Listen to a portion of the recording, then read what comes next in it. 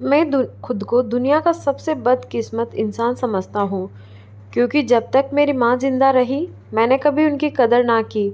उसे बहुत तकलीफ़ें दी। आज वो मुझे छोड़कर जा चुकी है। मुझे हर वक्त उसकी याद आती है। सारी दुनिया मेरे लिए वीरान हो चुकी है।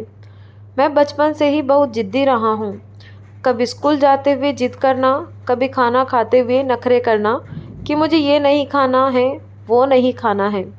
मुझे याद नहीं कि 8वीं क्लास तक मैंने कभी अपने हाथों से खाना खाया या अपने हाथों से कपड़े पहने। यहाँ तक कि जूतों की डोरी भी मैं अपने हाथों से नहीं बांधता था। मेरी माँ ही मेरे सारे नखरे देखती थी। मेरी सारी फैमिली में एक मेरी माँ ही थी। भाई बहन कोई नहीं था। बाप का साया तो बचपन से ही मेरे सिर से उठ गया था। 12वीं क्लास तक मेरी यही हालत रही। मेरे कपड़े, बिस्तर, स्कूल का बैग, किताबें सब इधर उधर बिखरी पड़ी रहती थी और मैं ऐसे ही रात में लेटकर सो जाता था। लेकिन सुबह उठते ही मैं देखता कि कमरा बिल्कुल साफ होता, मेरे कपड़े अलमारी में अच्छी तरह रखे होते और मेरा बैग भी खुट्टी पर टका होता। मेरी माँ रोज़ाना मुझसे कहा करती थी कि बेटा, रात में दूध पीकर सोना, ऐसे मत सोना। लेकिन मैं उनकी एक ना सुनता और यूं ही सो जाता। लेकिन सुबह मुझे अपने मुंह का मज़ा बदला हुआ मालूम होता। मेरी माँ सोते हुए मुझे रात में दूध पिला दिया करती थी। रात में अगर कभी बारिश होने लगती तो मैं सुबह देखता कि मेरे ऊपर कोई मोटा कंबल पड़ा हुआ है ताकि मुझे सर्दी ना लगे।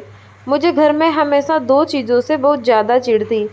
एक उस सिलाई मशीन की खटखट की आवाज़ से जो अक्सर 12-12 घंटे तक चला करती थी, और दूसरा रोटी के किनारों पर अक्सर घी लगने से रह जाता था तो मैं गुस्से में रोटी छोड़कर बाहर चला जाता था। मुझे इन दो चीज़ों से हमेशा से चिढ़ रही थी। मुझे जब भी ज़्यादा पैसों की ज़रूरत पड़ती तो मैं घर आकर माँ से कह देता कि मुझे इतने पैसों की ज़रूरत है, और फिर क्या देखता कि जो सिलाई मशीन की आवाज़ अभी तक 12 घंटे तक आती थी वो बढ़कर 18 घंटे तक आने लगती थी। मुझे आज भी वो दिन याद है जब स्कूल में एडमिशन के लिए मास्टर जी ने मुझसे कहा था कि 1500 रुपये तुम्हारी एडमिशन फ़ीस लगेगी। शाम को मैं घर वापस आया और अपनी माँ से कहा कि मुझे कल 1500 रुपये चाहिए, वरना स्कूल में मेरा एडमिशन नहीं हो पाएगा।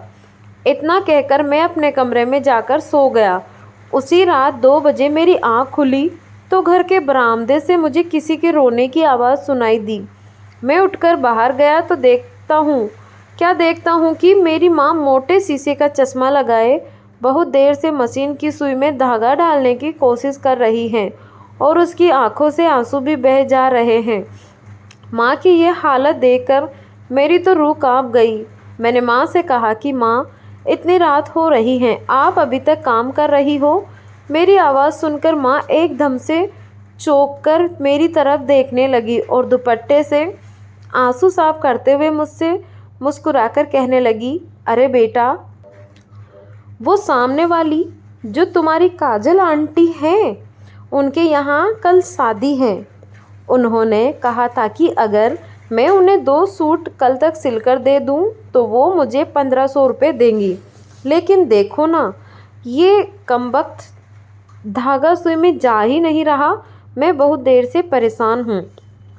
माँ की ये हालत देखकर मैं उससे जाकर लिपट गया और ज़ोर ज़ोर से रोने लगा।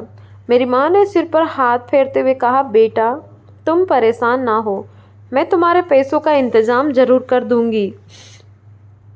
उस दिन के बाद से मैंने सोच लिया है कि अब मुझे भी पढ़ाई के साथ साथ कोई काम करना चाहिए ताकि मैं भी अपनी माँ का सहारा बन सकूं।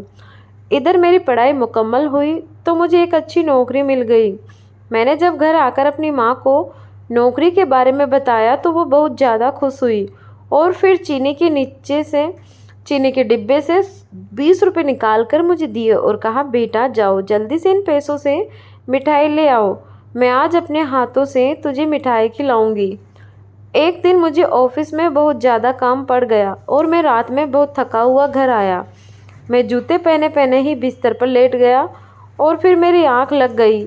जब सुबह उठा तो मैं बड़ा हैरान हुआ क्योंकि रोज़ाना रात में जूते उतार दिए जाते थे, लेकिन आज मेरे पैरों से जूते नहीं उतरे थे। मैं किचन में गया तो देखा आज खाना भी बना हुआ नहीं था। मैं माँ को पुकारने लगा, माँ, माँ तुम कहाँ हो माँ? देखो आज मेरा टिफ़िन भी तैयार नहीं हुआ है। जल्दी करो माँ, मुझे देर हो रही है। लेकिन पता नहीं क्यों माँ का कोई जवाब नहीं आ रहा था। मैं माँ के कमरे में गया तो देखा माँ आराम से बिस्तर पर सो रही थी। मैं उसके पैरों को दबाकर उसे उठाने लगा, लेकिन माँ उठ नहीं रही थी। मैं उसके सर के पास गया और सर को दबाकर उठाने लगा।